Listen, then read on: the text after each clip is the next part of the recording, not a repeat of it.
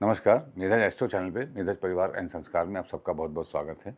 दिन 2 अगस्त 2026 रविवार, तिथि श्री मापनोती, तिथि है चतुर्थी तिथि।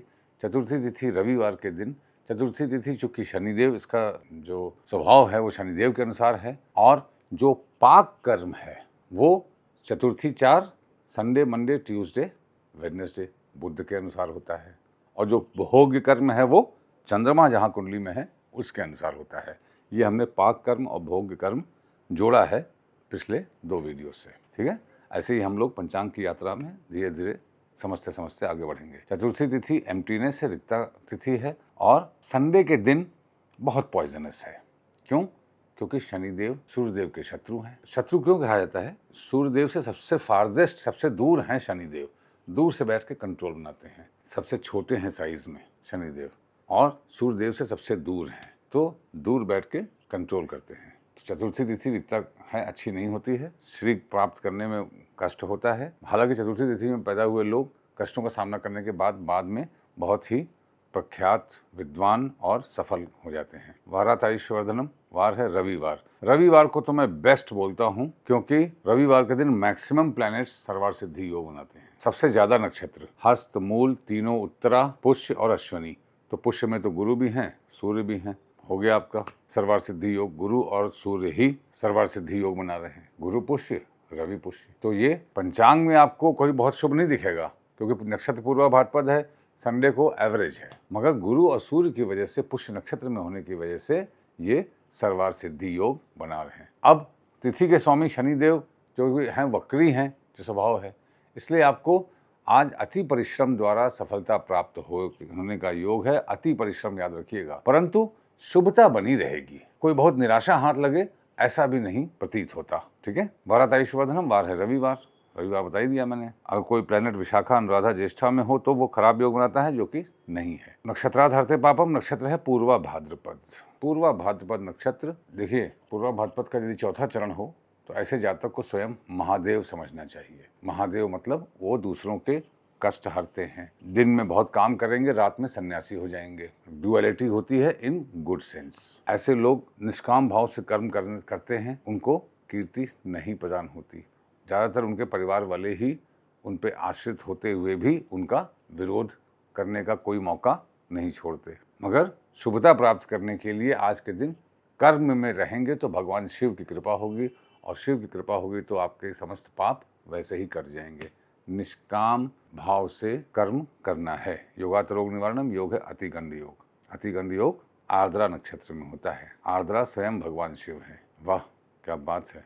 पूर्वा भाद्रपद भी शिव, अतिगंड योग भी शिव, कर्णात कार्य सिद्धि से कर्ण में भव भी शिव। आज भगवान शिव की विशेष कृपा है, विशेष प्रभाव भी है।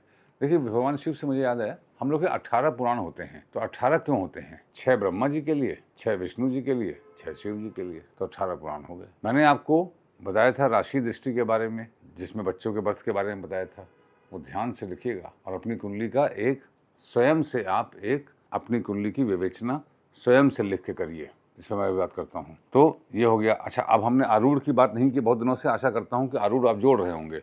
चंद्रमा आज मीन राशि में है, तो मीन राशि में है तो चंद्रमा की मूल त्रिकोण राशि तीसरे भाव में, तो चंद्रमा तीसरे भाव वृषभ, तो वृषभ से तीसरा भाव कर्क। तो चंद्रमा कर्क में बैठकर एक्टिविटी कर रहे हैं और रिजल्ट मीन का दे रहे हैं।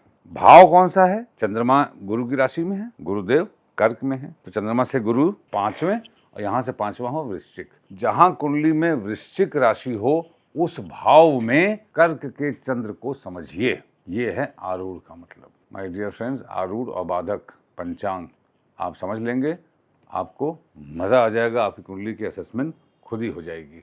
पूर्वा भाद्रपद नक्षत्र अधोमुखी नक्षत्र है, इंटरनलाइज करने का नक्षत्र है, प्लानिंग करने का नक्षत्र है, अपने अतीत में जाने का नक्षत्र है, अतीत की गलतियों को समझने का नक्षत्र है, उसके अनुसार कार्य, आगे गलतियां ना हो ऐसे कार्य को करने का नक्षत्र है। पुनर्वसु, चित्रा और उत्तराषाढ़ा भी एक्टिवेट होता है पूर्वा भाद्रपद नक्षत्र में जब चंद्रमा होते हैं तब। बाधक देखेंगे तो मीन राशि पे सप्तम भाव बुध। क्या बुध का मीन राशि से या चंद्रमा से संबंध है? नहीं है, मगर चंद्रमा बुध कर्क में है, तो इसका मतलब नेचुरली चंद्रमा कर्क राशि का फल दे रहे हैं और कर्क राशि में बैठ के काम कर रहे हैं, वहां पे बुध है। इसका मतलब दिख तो नहीं रही बाधा, मगर बैकग्राउंड में बाधा है। इसका मतलब क्या हुआ कि जो दिख रहा है वो आज वही सच नहीं है। You have to read between the lines और हर कार्य का पूरा विश्लेषण करेंगे, तभी आपके सामने सत्य उजागर हो पाएगा, अन्यथा नहीं। जो मैंने आपको बच्चों के जन्म का मुहूर्त के बारे में ज्ञान दिया था वो अति विशेष ज्ञान है, उसको आप जरूर देखिएगा। उसके आगे एक दो चीज़ें और हैं जो कि धीरे धीरे समय के साथ मैं सिखाऊंगा। जैसे दिन का अगर जन्म है, बच्चा दिन में पैदा हो रहा है, तो दिन के वाले जो प्लैनेट्स हैं वो राइट हाफ में होने चाहिए। अब दिन वाले प्लैनेट्स कौन से हैं? मुझे होरा से याद आया। जैसे होरा मैंने सिखाया था आपको, 1-1 घंटे की होरा होती है, 7 होरा होती है। तो जो होरा लॉर्ड है अगर दिन का जन्म है तो वो राइट साइड में हो, रात का जन्म है तो लेफ्ट साइड, मतलब 1-7 एक्सिस से इधर राइट साइड। जो वार स्वामी है और होरा लॉर्ड अगर दोनों इस एक्सिस के इस तरफ हो गए राइट साइड में, तो बच्चा दीर्घायु है और अत्यंत कीर्तिवान होगा। कोई बड़ी बीमारी कभी उसको हो ही नहीं सकती है। रात का जन्म है तो होरा लॉर्ड और वार लॉर्ड अगर लेफ्ट साइड में हो गए तो ये बहुत शुभ हो गया। आगे के वीडियोज में बताऊंगा कि होरा कुंडली कैसे देखी जाती है। स्नैपशॉट में देखते हैं कि ये ग्रह अच्छा फल देगा कि खराब फल देगा। एनीवे, संडे का दिन है, घर से बाहर निकलने से पहले पान खाकर निकलिए। आपका दिन शुभ हो। Thank you very much.